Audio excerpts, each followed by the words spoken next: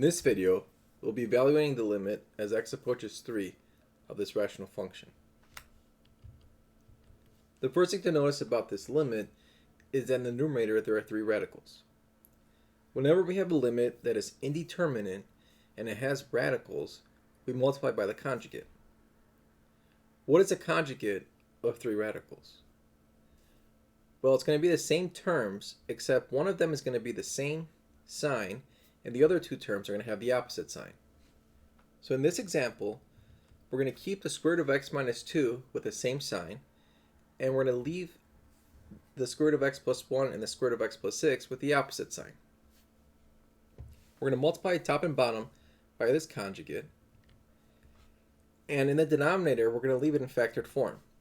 So we're not going to distribute the 2 factors. When we multiply the numerator, we get negative 9 minus x plus 2 times the square root of x plus 1 times the square root of x plus 6. Here, we notice that the x squared minus 2x minus 3 factor in the denominator is giving us trouble, because when I plug in x equals 3, I get 0 in the denominator. So what I'm going to do is isolate the other denominator.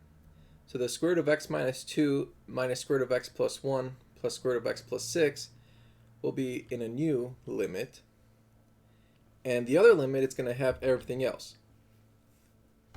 And the reason I have the numerator the same with the x squared minus 2x minus 3 is because I'm going to simplify the numerator and denominator so that the x minus 3 factor is going to cancel.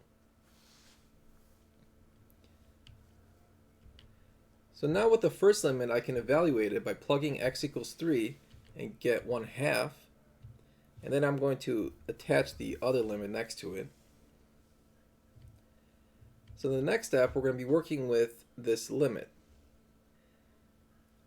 We have a radical in the numerator, and the limit is again indeterminate, so we're going to multiply by the conjugate.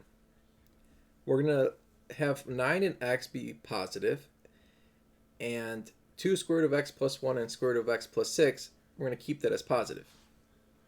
So we're keeping one the same, the other 2 signs as opposite, and we're going to multiply the top and the bottom by that.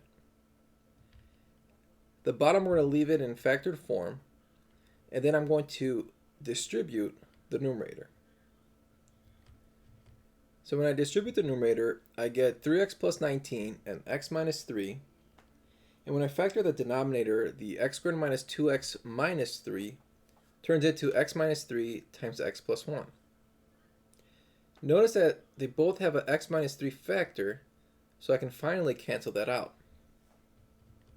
So I'm left with 3x plus 19 at the top, and x plus 1 times 9 plus x plus the rest. At this point, I can just plug in x equals 3 to get 7 over 24, and I multiply that by 1/2 to get 7 over 28. And that is my final answer.